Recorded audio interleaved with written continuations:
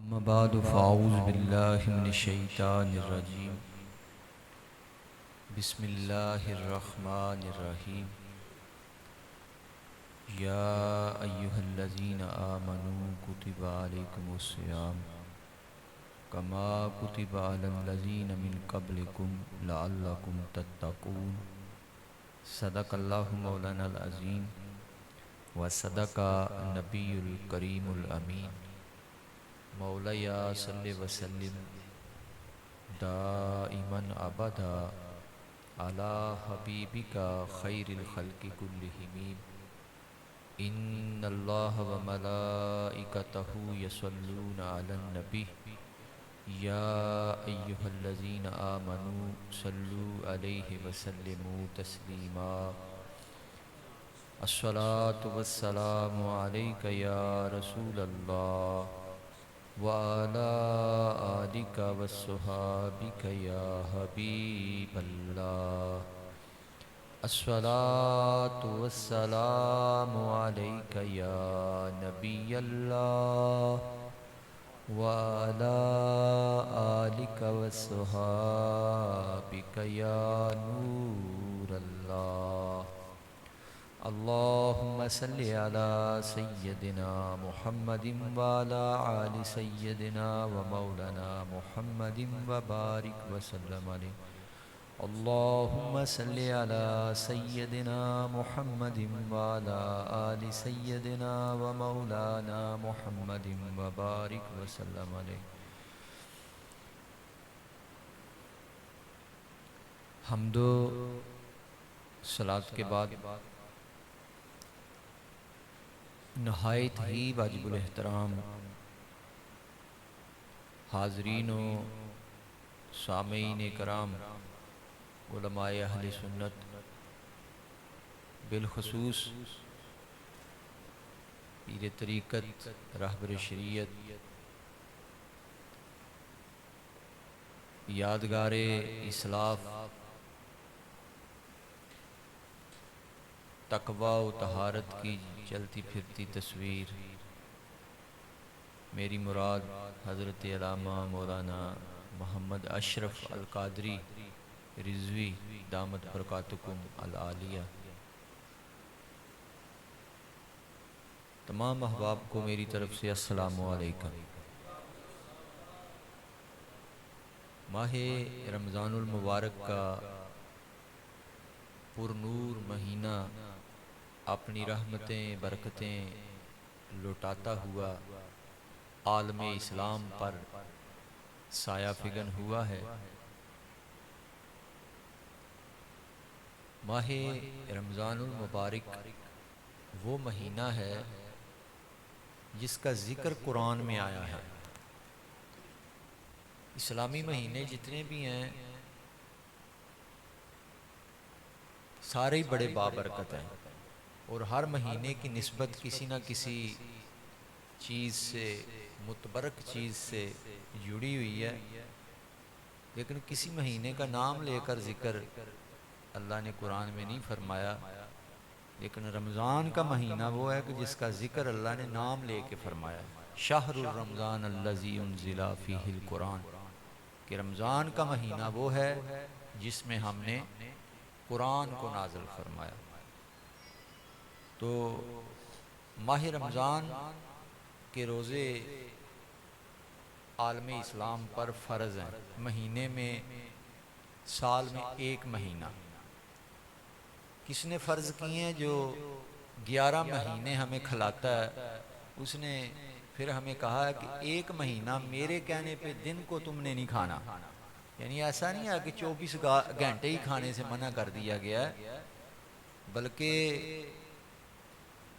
کچھ گھنٹے جو سارا سال کھلاتا ہے، 11 مہینے کھلاتا ہے، اگر وہ ایک مہینہ آپ کو کہے کہ آپ صبح صادق سے لے کر سورج غروب ہونے تک تم نے نہیں کھانا، یا ایھا الذین آمنوا، اے ایمان والو، کتب علیکم الصیام، تم پر روزے فرض کر دیے گئے۔ یہ حکم کن کو ہے جی؟ ایمان والوں کو۔ یا ایھا الذین آمنوا، جو ایمان کا دعویٰ کر کے روزہ نہ رکھے پھر خطرہ ہے کہ کہیں آخر وقت میں اس کا ایمان ضائع نہ ہو جائے، کیونکہ یہ حکم ہی اہل ایمان کو ہے، بے ایمانوں کو تو ہے ہی نہیں۔ تو جس کے دل میں ایمان ہے اس کے لیے یہ حکم ہے کہ اے ایمان والو تم پر روزے فرض کر دیے گئے۔ اچھا، ہمارا خالق جو ہے نا وہ بڑا رحیم ہے، بڑا کریم ہے، 70 ماؤں سے زیادہ پیار کرنے والا ہے۔ ایک ماں نہیں چاہتی کہ میرا بیٹا بھوکا رہے، تو جو 70 ماؤں سے بڑھ کر پیار کرے، کیا وہ یہ چاہتا ہے کہ میرا بندہ بھوکا رہے؟ اب فرمایا کہ اے ایمان والو تم پر روزے فرض کر دیے گئے۔ اب ذہن میں یہ خیال آ سکتا تھا یار یہ تو مجھ پہ کوئی بوجھ ہی لاد دیا، یہ تو اللہ نے کوئی منو ڈیبٹ ہی پا چڑھیا۔ تو فرمایا کہ کما کتب علی الذین من قبلکم، اور پریشان نہ ہونا، تم سے پہلے جو امتیں آئی ہیں ان پر بھی روزے فرض کیے گئے تھے۔ یعنی ایسا نہیں ہے کہ یہ تم پر ہی فرض کر دیے گئے ہیں، بلکہ تم سے جو پہلے گزرے ہیں ان پر سخت روزے فرض کیے گئے تھے۔ آپ کو پتا ہے کہ پہلی امتوں پر جو روزے تھے وہ 24 گھنٹے کے روزے تھے، یعنی افطاری کر کے اگر کوئی سو گیا اور 5 منٹ بعد اس کی آنکھ کھلی ہے تو روزہ شروع ہے۔ عیسائیوں یہودیوں کے روزے اس طرح کے تھے، ان میں سحری کا بھی پروگرام ہی نہیں تھا۔ یہاں تو جناب سحری میں آپ اٹھتے ہیں، دہی کھاتے ہیں، لسی پیتے ہیں، اور جو دل کرے آپ کھاتے پیتے ہیں، لیکن پہلی امتوں کے اندر یہ کوئی پروگرام نہیں تھا۔ یہ پروگرام دیا ہے تو امام الانبیاء نے دیا ہے، یہ ہمارے آقا نے ہمیں پروگرام دیا اور فرمایا کہ سحری کیا کرو، سحری میں برکت ہے۔ اگر فقہا نے لکھا کہ اگر کسی کو بھوک نہیں نا تو وہ چڑیا کے چونچ وہ کتنا لے لیتی ہے جی، چونچ اتنی میں کتنی خوراک لے لیتی ہے، تو اتنی تھوڑی تھوڑی کھائے، کیونکہ اس میں برکت ہے۔ آج بڑے بڑے شہزادے قسم کے لوگ ہیں، وہ کئی مسئلے پوچھنے آ جاتے ہیں، وہ کہتے ہیں مولوی صاحب ہم رات کو اتنا کھا لیتے ہیں ساری کھانے کی ضرورت ہی نہیں پڑتی، رات کو اتنا پیٹ بھر کے کھا لیتے ہیں ساری کھانے کی تو ضرورت ہی نہیں پڑتی۔ تو میں ان شہزادوں کو یہ سمجھانا چاہتا ہوں کہ روزہ تو تمہارا ہو جائے گا، اگر تم سحری نہ بھی کھاؤ گے تو روزہ تمہارا ہو جائے گا، لیکن وہ جو سحری کی برکتیں ہیں جو رسول اللہ نے فرمایا کہ سحری کھاؤ اس میں برکت رکھی ہے، وہ تمہیں نصیب نہیں ہوں گی۔ اب سحری کھانے کا کیوں حکم دیا گیا کہ سحری کھاؤ؟ کیونکہ اس وقت تہجد کا وقت ہوتا ہے، اور کیا خیال ہے آپ کا؟ بندہ اٹھا تو ہوتا ہی ہے، وضو کر کے 2 نفل ہی پڑھ لے۔ ماہ رمضان کے اندر یہ عادت بنا لے جی، عام دنوں میں تو نہیں بندہ اٹھ سکتا، ماہ رمضان میں تو پورا ٹبر اٹھا ہوتا ہے، وہ چھوٹے چھوٹے بچے بھی جو ہیں وہ اس وقت اٹھے ہوتے ہیں۔ تو بندہ سحری کے وقت، وہ جس کے متعلق کہا گیا نا پچھلی راتی رحمت رب دی کرے بلند آوازہ، اور رحمت منگن والیاں کارن کھلا ہے دروازہ، تو اس وقت اللہ کی رحمتیں جوبن پن ہے۔ آپ وضو کریں، 2 نفل پڑھیں ہر روز، 30 ہی دن ہے نا جی، 29 دن ہیں یا 30 ہیں گنے ہوئے ہیں، تو ہو سکتا ہے کہ تمہاری عادت پک جائے، تم سارے سال کے لیے تہجد خواں بن جاؤ۔ اور تہجد اللہ اپنی ولایت کا تاج جو ہے وہ تمہارے سر پہ رکھ دے، کیونکہ ولی ہوتا ہی تہجد گزار ہے، تہجد گزار ہوتا ہے ولی۔ آج تو ہم نے بے نمازیوں کو بھی ولی بنا دیا ہے نا، جو نماز ہی نہیں پڑھتا، جو فرض ہے اللہ کا حکم ہے وہ بھی نہ پڑھے، ہم اس کو جو ہے وہ پہنچا ہوا سمجھتے ہیں۔ ہماری حالت تو بڑی جو ہے وہ بگڑ گئی ہے۔ وہ اسی لیے اقبال نے کہا تھا تو ہے کس منزل پر اور وہ تھے کس منزل پر، شرم سے گڑ جا اگر احساس تیرے دل میں ہے، اور ناز ہے تجھ کو کہ بدلا ہے زمانے نے تجھے، مرد وہ ہیں جو زمانے کو بدل دیتے ہیں۔ مرد وہ نہیں ہے جو جس کی مونچھیں بڑی ہوں جناب، بڑا مرد ہے جی، بڑا جسہ ہے اس بندے دی، بڑی چھاتی ہے، بڑا قد کاٹ ہے۔ اقبال کہتے ہیں وہ مرد نہیں ہے جو زمانے کے دھارے کو نہ بدل سکے، جو زمانے کے رسم و رواج کو نہ بدل سکے، جو زمانے کو اس ڈر سے وہ زمانے کو آنکھیں نہ دکھا سکے کہ لوگ مجھے کیا کہیں گے، لوگ کہیں گے کہ دیکھو جی اینو کی ہو گیا، وہ مرد نہیں ہوتا۔ اقبال کہتا مرد وہ ہے زمانہ جدھر کو مرضی چلے، وہ زمانے کے رخ کو ادھر موڑ دے جدھر محمد مصطفیٰ چاہتے ہیں۔ ناز ہے تجھ کو کہ بدلا ہے زمانے نے تجھے، مرد وہ ہیں جو زمانے کو بدل دیتے ہیں، چاہے اس کا کچھ 7 فٹ قد نہ ہو، چھاتی چوڑی نہ ہو، چاہے وہ ویل چیئر پر ہی بیٹھا ہو، لیکن ایسا ہمت اور جذبہ ہو کہ جب وہ میدان عمل میں نکلے باطل اور کفر کے ایوانوں میں لرزہ طاری کر دے۔ اور اقبال کا وہ شعر جو ہے وہ سارا زمانہ دیکھ لے کہ نکل کر صحرا سے جس نے سلطنت روما کو الٹ دیا تھا، میں نے سنا ہے قدسیوں کے سے وہ شیر پھر ہوشیار ہوگا۔ آپ اندازہ فرمائیں، علامہ اقبال بھی اس کا تخیل بھی سر عرش ہی اڑتا تھا، کہتا نکل کر صحرا سے جس نے سلطنت روما کو الٹ دیا تھا۔ حضرت خالد بن ولید جب جاتے تھے نا تو 3 باتیں ان کے سامنے پیش کرتے تھے۔ آپ کہتے تھے سلام قبول کر لو، سلام قبول نہیں کرنا پھر جزیہ دو، اسلامی حکومت کو ٹیکس دو، اور اگر یہ بھی نہیں کرنا تو پھر جنگ کے لیے تیار ہو جاؤ، تمہارے پاس میں وہ لوگ لے کر آیا ہوں جس طرح تم شراب سے پیار کرتے ہو اس طرح وہ موت سے پیار کرتے ہیں۔ یعنی تم شراب سے محبت کرتے ہو نا، وہ اس طرح موت سے محبت کرتے ہیں، میں اس طرح کے لوگ تمہارے مقابلے کے لیے لے کے آیا ہوں۔ تو وہ اس تناظر میں پھر اقبال نے کہا تھا کہ نکل کر صحرا سے، کہ وہ جو صحرا نشین تھے، وہ جو کھجوریں کھایا کرتے تھے، وہ جو ستو پیا کرتے تھے، جو اونٹ چرایا کرتے تھے، جن کو لوگ انسان سمجھنے کے لیے جو ہے وہ تیار نہیں تھے، پھر اللہ تعالیٰ نے ان کو یہ مقام دیا کہ وہ اس صحرا سے نکلے اور بڑی بڑی سپر پاور طاقتوں کو للکارا، اور صحابہ نے جوتی کی نوک پہ رکھ کے ان لوگوں کو فتح کر لیا، بڑی بڑی سپر طاقتوں۔ آج ہم کہاں مارے مارے پھر رہے ہیں؟ آج ہم کیوں کمزور ہیں؟ اس لیے کہ آج ہمارے ہاتھ میں دامن قرآن نہیں ہے، آج ہمارے ہاتھ میں دامن مصطفیٰ نہیں ہے، آج ہمارا تعلق قرآن سے نہیں ہے۔ حالانکہ یہ قرآن جس کو آج ہم نے جزدان میں لپیٹ کے رکھ دیا ہے اور کبھی سال بعد اس سے گرد اتار دیتے ہیں، یہ جو گرد اڑتی ہے نا قرآن کی جزدان سے، وہ گرد جزدان پر نہیں پڑی، تیرے دل پہ پڑی ہوئی ہے، تیرے دل پہ وہ گرد پڑ گئی ہے۔ وہ قرآن جو ہے وہ جو لوگوں کو حکمرانی کے گر سکھانے کے لیے آیا تھا، وہ قرآن جو لوگوں کو جو ہے وہ گرے ہوں کو اٹھانے کے لیے آیا تھا، وہ قرآن جو ہارے ہوں کو جتوانے کے لیے آیا تھا، آج وہ قرآن جو ہے وہ الماریوں میں پڑا ہوا ہے۔ آج اس قرآن کو ہم نے چھوڑ دیا ہے، اس لیے پوری دنیا میں ذلیل و رسوا ہیں۔ اقبال پھر کہتا ہے وہ معزز تھے زمانے میں مسلمان ہو کر، اور تم ہار ہوئے تارک قرآن ہو کر، گر در سے قرآن ہم نے نہ بلایا ہوتا، یہ زمانہ نہ زمانے نے دکھایا ہوتا۔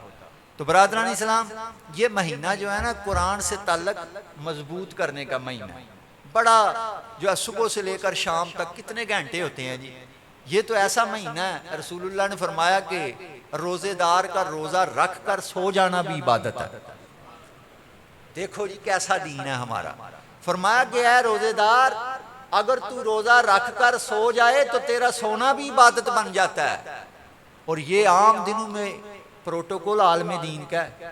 میں نے حدیث مبارکہ میں پڑھا ہے کہ عالم دین جب سو جائے نا تو وہ جب سانس نکالتا ہے، سانس اندر لیتا ہے، تو اللہ حکم دیتا ہے فرشتوں کو کہ جب یہ میرا بندہ جس نے میرا دین پڑھا ہے، جس نے میرے قرآن کا علم حاصل کیا ہے، جب یہ سانس باہر نکالے تو لکھنے کی، جب یہ سانس اندر لے تو لکھنے کی۔ عام دنوں میں یہ پروٹوکول ایک عالم دین کا ہے، لیکن جیسے ہی ماہ رمضان کا چاند نظر آتا ہے، یہی اللہ مقام ہر ریڑھی لگانے والے کو بھی عطا فرما دیتا ہے۔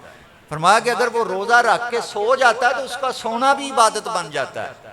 اور اس کا کوئی مطلب یہ بھی نہ لے لے کہ نماز ایک بھی نہ پڑھے، قرآن کی تلاوت ہی نہ کرے، درود پاک پڑھے ہی نہ، سارا دن سویا ہی رہے اور یہ سمجھے کہ جناب میں نے جو ہے وہ مجھے عبادت کا ثواب ملا۔ نہیں، حکمت سمجھے اس میں کہ رسول اللہ نے کیوں فرمایا۔ رسول اللہ اپنے امتی کے کتنے خیر خواہ ہیں، آپ فرما رہے ہیں کہ اے میرے امتی تو روزہ رکھ کر اگر سو جائے، یعنی نماز پڑھنے کے بعد، قرآن کی تلاوت کرنے کے بعد، درود پاک پڑھنے کے بعد، اب اگر تیرے پاس وقت بچ گیا ہے تو فلمیں نہ دیکھ، اب ڈرامے نہ دیکھ، اب سو جا، اور تیرا سونا بھی عبادت بن جائے گا۔ اب تو ماشاءاللہ مسلمانوں نے کوئی فلمیں ڈرامے گانے بھی جو ہیں کوئی دین کا حصہ ہی سمجھ لیا ہے اس کو، کہ فلمیں ڈرامے بھی جو ہیں وہ کوئی دین کا حصہ ہیں. روزہ رکھ کے جناب وہ ڈرامے دیکھ کر فلمیں دیکھ کر وقت گزارتے ہیں. نہیں، قرآن کی تلاوت کر کے. یہ مہینہ قرآن کے ساتھ تعلق جوڑنے کا مہینہ ہے، کیونکہ یہ قرآن کے نزول کا مہینہ ہے. تو برادران اسلام، اسی مہینے کے اندر ہمارا یہ ملک پاکستان معرض وجود میں آیا. 27ویں رات کو شب قدر کی رات تھی، لیلۃ القدر کی رات تھی. انا انزلناہ فی لیلۃ القدر. لیلۃ القدر کیا ہے؟ اس لیلۃ القدر کو اللہ نے قرآن کو نازل فرمایا. یعنی جس رات قرآن نازل ہوا اسی رات پاکستان آزاد ہوا ہے. اور لیلۃ القدر کی رات تھی. پوری دنیا کے اندر جہاں جہاں مسلمان تھے تراویح میں قرآن پڑھا جا رہا تھا، اور ادھر پاکستان آزاد ہو رہا تھا. اس میں اشارہ کیا مل رہا تھا؟ اس میں اشارہ یہ مل رہا تھا کہ یہ ملک لیلۃ القدر کی رات کو جو ہے وہ معرض وجود میں آیا ہے. قرآن کی تلاوتوں یہ جو ہے وہ نور میں یہ معرض وجود میں آیا ہے. لہٰذا اگر اس کو قائم رکھنا ہے تو پھر گھر گھر میں تلاوت قرآن ہو، گھر گھر میں جو ہے وہ رسول اللہ صلی اللہ علیہ وسلم کا دین ہو. اور جب پاکستان بنا تھا تو کیا نعرہ تھا جی قوم کا؟ پاکستان کا مطلب کیا؟ روزہ لگتے نہیں گیا ہے تو نہیں لگا تو ذرا بولو. پاکستان کا مطلب کیا؟ قانون ریاست کیا ہوگا؟ ہاں، بچے بچے کی زبان پہ یہی نعرہ تھا. اچھا، یہ جو نعرہ ہے لا الہ الا اللہ، ایدے نال ہی کام چل جاندہ. یعنی انا کو کر لے بندہ کو کچھ نہ کرے کام چل جاندہ. بندہ کہے کہ لا الہ الا اللہ محمد رسول اللہ پڑھ لیا، ان مسلمانہ میں ککھ بھی نہ کرا، ایدے نال کام چل جاندہ. یہ فقط ایک جملہ نہیں ہے، فقط ایک کلمہ نہیں ہے، بلکہ یہ پورا نظام حیات ہے. آپ یقین کریں اگر صرف کلمہ پڑھنے سے جان چھوٹ جاتی تو ابو جہل سب سے پہلے پڑھ لیتا. لیکن وہ بھی عربی زبان کا سکالر تھا، اس کو بھی پتا تھا کہ کلمہ پڑھ لینا صرف طوطے کی طرح جو ہے وہ ایک کلمہ ہی نہیں ہے، بلکہ یہ پورا نظام حیات ہے. اگر میں محمد مصطفیٰ کا کلمہ پڑھوں گا تو پھر بات میری نہیں محمد مصطفیٰ کی چلے گی، پھر پنچایت بھی رسول اللہ کی ہوگی. تو اب اس وقت قوم کے بچے بچے کی زبان پر یہی نعرہ تھا، پاکستان کا مطلب کیا؟ لا الہ الا اللہ. یعنی مکمل اسلام. تو کیا مکمل اسلام آ گیا جی؟ 75 سال ہو گیا پاکستان کو بنے ہوئے، 75-76 سال.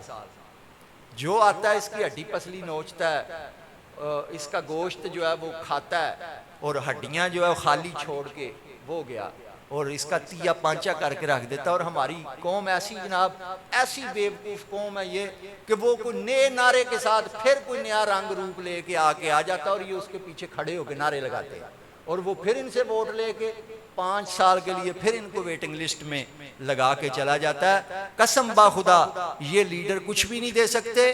یہ پرلے درجے کے مکار ہیں، یہ پرلے درجے کے منافق ہیں. ان کو اس قوم کی خیر خواہی سے کوئی غرض نہیں ہے. تمہاری خیر خواہی اسی میں ہے کہ تم رسول اللہ کے دامن میں آ جاؤ، تم اسلام کو نظام حیات مان لو، تم اپنے اندر یقین کی دولت پیدا کر لو. یقین فرمائیں آج ہمارے دلوں میں یقین کی دولت ہی ختم ہو گئی ہے، بالکل یقین کی دولت ختم ہو گئی ہے. حالانکہ اللہ تعالیٰ نے قرآن مجید میں فرمایا ان الذین قالوا ربنا اللہ، جن لوگوں نے کہا اللہ ہمارا رب ہے، ثم استقاموا، پھر اس پر ڈٹ گئے، جم گئے. اچھا، جب یہ بات دل میں جم جائے کہ میرا رب اللہ ہے.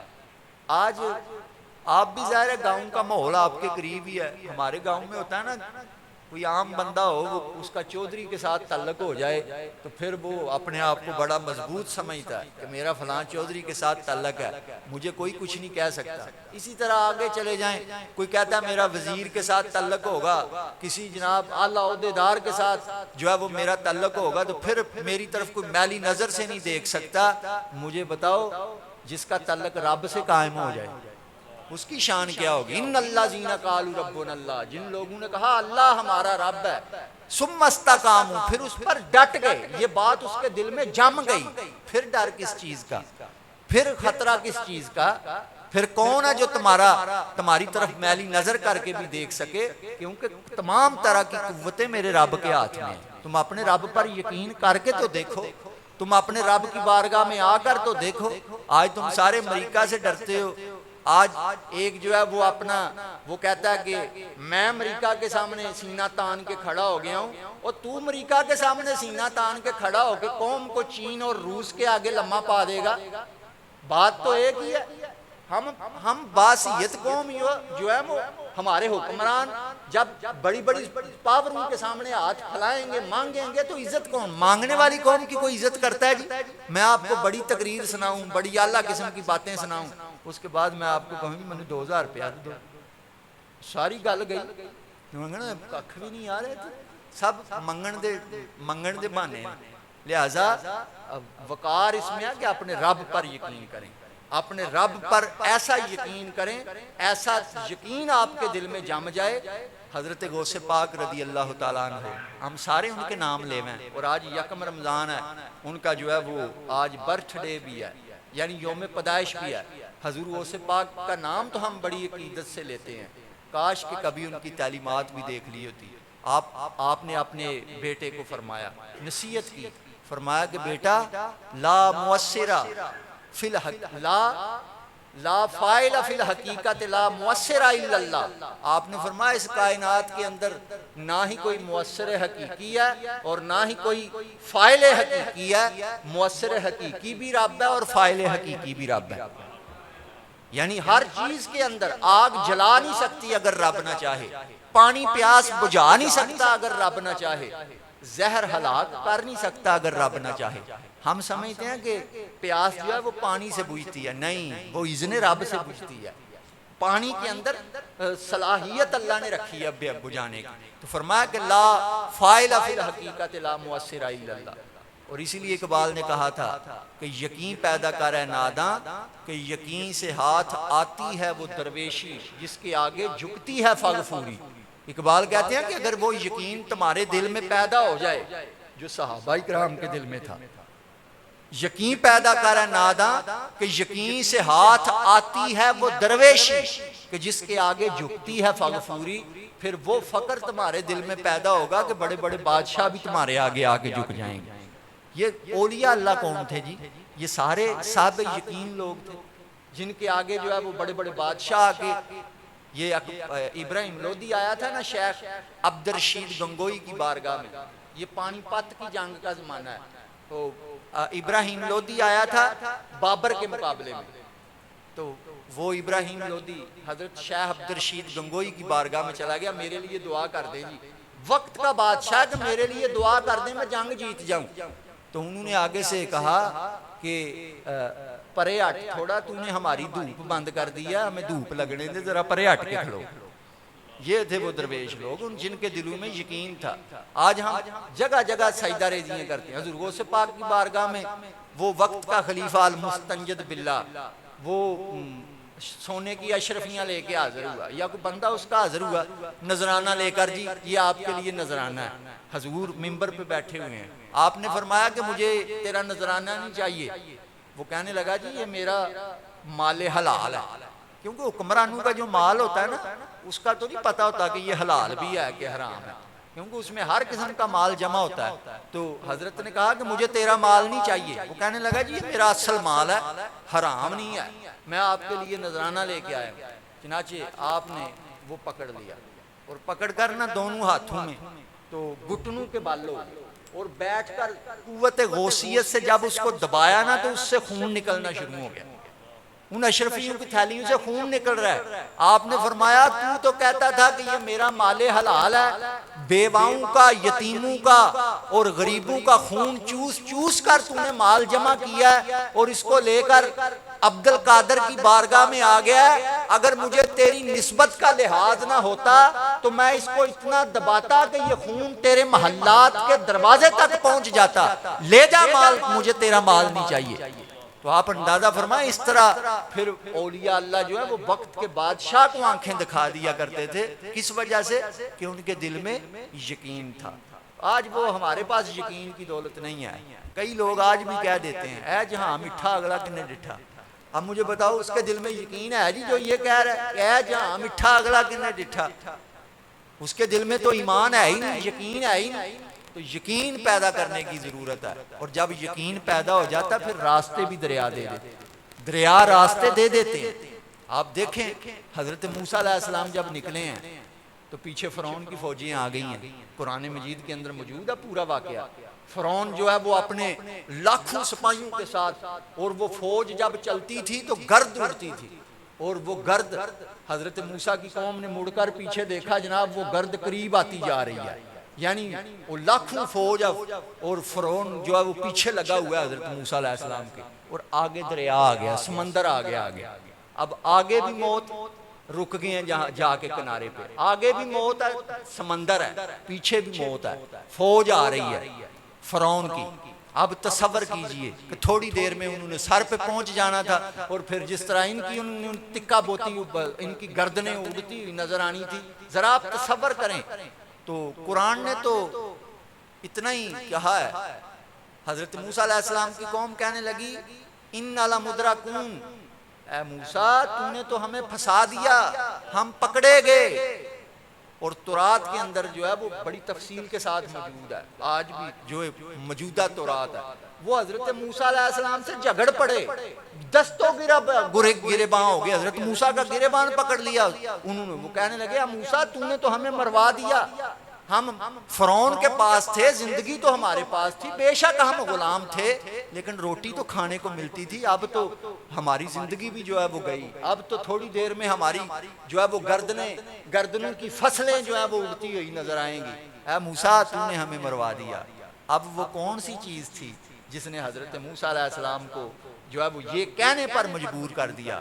آپ نے فرمایا کلا ان معی ربی، آپ نے فرمایا او مجھے فرعون کے لشکر کا ڈراوا دینے والو، بے شک میرا رب میرے ساتھ ہے، سیہدین، اور وہ مجھے راستہ دے گا، وہ مجھے راستہ دے گا۔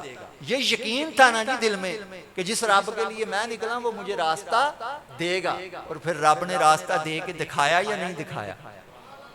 پھر وہاں فوج فرعون کی غرق ہوئی ہے نا، تو یقین پیدا کر ہے ناداں کہ یقین سے ہاتھ آتی ہے وہ درویشی، جس کے آگے جھکتی ہے فغفوری۔ اور اقبال نے ایک اور جگہ پہ کہا تھا کہ بتوں سے تم